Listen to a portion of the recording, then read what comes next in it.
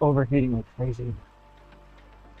Everyone is making me feel so slow in this race.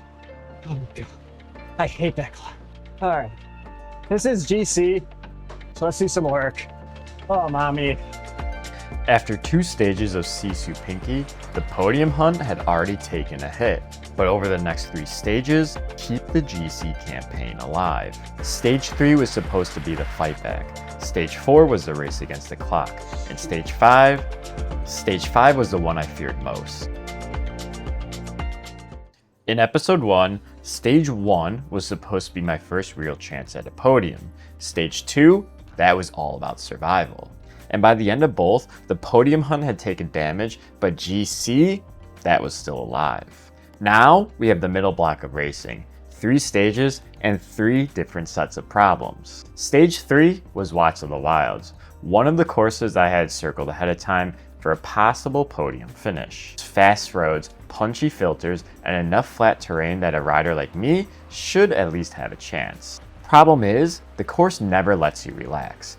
None of this is impossible, but together, the efforts stack on top of each other. There's only a few actual filter points, but we know there's going to be a ton of attacks on the flat. That's what happens every single flat course.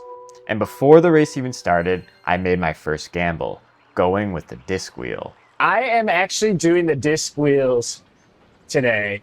It could be a really dumb move to ride with the disc wheel, quite frankly. But we will have a massive advantage if we make it to the sprint finish. Nah, we ain't playing it safe today. We're going big and going home. The first key test was Jarvis. Time to start moving up. Wish me luck. It's short enough that you can survive it, but long enough where if you're asleep, the group can snap before you realize what happened. I saved my feather, moved up before the climb, and made it through the first filter without spending everything. That's a match and 2 burned. Right there, baby. Sneaky hard climb, this one. At no point was there a decisive move, but everything was slowly adding up. It's a lot of red. These efforts are really starting to build. The real checkpoint here was Titans Grove, and this is where the disc wheel gamble almost came due. You need to stay with the largest bunch. Do not care about the 2 off the front. Remember, we have the disc wheel, so we're at a disadvantage now. I came to the climb too far back. Game time, baby. Other riders had feathers, I did not. The group stretched, gaps started opening, and suddenly, I was not racing for a sprint anymore. I was racing to stay attached to the biggest group possible. The arrow power-ups here probably saved the race. Not because it won me anything, but because it helped me close the gap at exactly the moment where the rubber band was about to snap. Oh, Jesus. We're still pushing. I'm so cooked right now. Normally, this is the kind of finish I love. Fast approach, one hard final punch.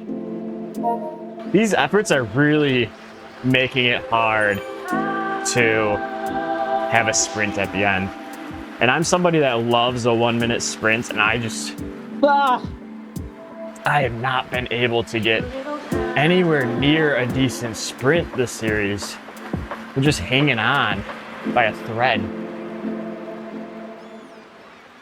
I ended up finishing 20th, just 4 seconds behind the leader. But I made it with the front group, my first time ever doing so in SISU Pinkki, limiting the damage of Stage 3.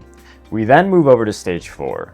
Beach Island Loop, no drafting, time trial bikes, just you and the clock. Rough pacing plan. On minor inclines, I'm going to try and hold 336 watts-ish. Medium inclines, medium is 2 to 4%. I'm going to try and hold 350 watts. And then on the descents, going to try and hold 285, which means when I'm riding the flats, going to try and hold around 300-ish. Time trial, the fastest ride is usually the smoothest one. Looking back, I probably started a little too controlled. I was so focused on not blowing up that I left the first few minutes come to me instead of pushing the heart rate up where it needed to be. But by the second lap, the rhythm finally settled. Heart rate was high, power was steady, and our friend Adam became the perfect carrot.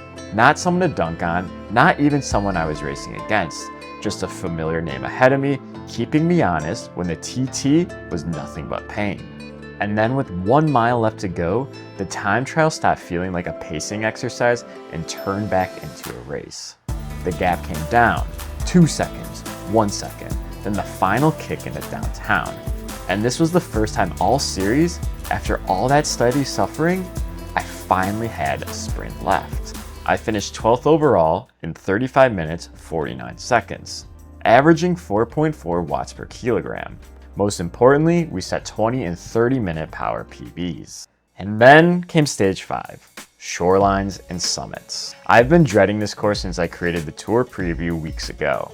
It starts on familiar roads, but then the route turns towards the epic KOM.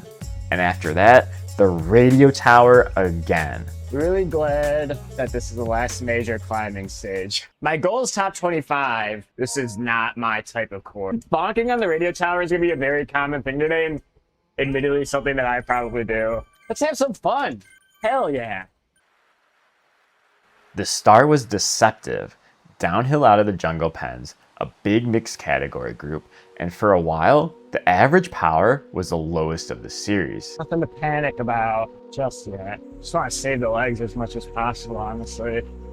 Every sprint banner brought another little surge. That was a weird attack. There's not that many A riders here, I don't believe.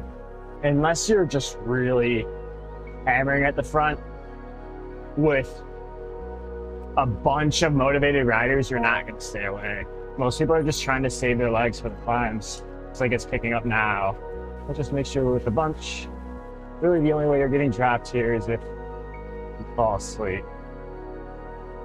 Every false flat had the chance to stretch the group. Significant attack. Chink your armor. The most important decision before the climb was not to panic, because the real problem was still ahead. Epic KOM first, radio tower after. You say that, Jez, but I'm really afraid of bonking early. Feeling like I'm on the verge of blowing up, I will dial it back. Yeah, this stage is brutal. Glad I stayed patient there and didn't panic. Let's do this. At the base of the climb, I went all in. And for a moment, the legs felt good. Better than stage 1, better than expected. But that was the trap. Shoot. That bypass, my legs felt really good. And we were able to stay with the front. Problem is, once the bridge finished, I was overheating. Gotta focus. Overheating like crazy. Everyone is making me feel so slow in this race. Suffering. Really suffering. Oh. God. And you can see we slowly were losing power and the heart rate was going up, decoupling. And then something strange happened. The radio tower was supposed to finish me off. But once the road got brutally steep, I finally found a rhythm. Jeez. Oh. I dropped the cadence. I let my legs do the work. When you're suffering like that and you have that lactate, the only thing I want to do is come off the pedals. That's it.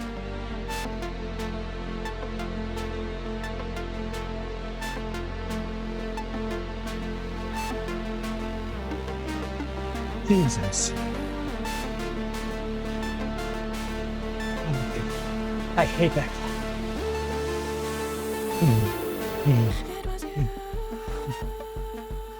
Over the top, the worst climbing was done, but the stage was not over. I was with Junkita. The riders behind were over a minute back, and the rider ahead probably out of reach. So the question became simple. Do I sit in for position, or do I work for GC time? I'm super tough, bro. God, that's so dumb.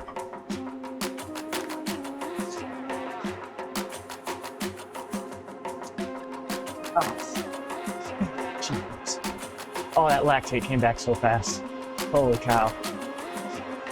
The lactate's strong. All right, this is GC, so let's do some work. Let's work with them. What's better, time on GC or one position? Let's dig again.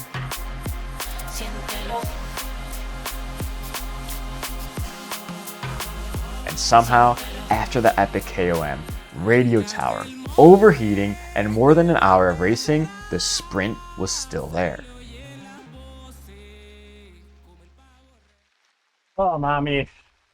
I hit a 45-minute PB of 302 watts, an hour PB of 289 watts. But for the stage I feared most, this was the biggest GC save. There's a reason that in the past 2 years, I haven't quit a race. That's because of all of you guys motivating me. Our team road to Bonk is showing up in the GC battle.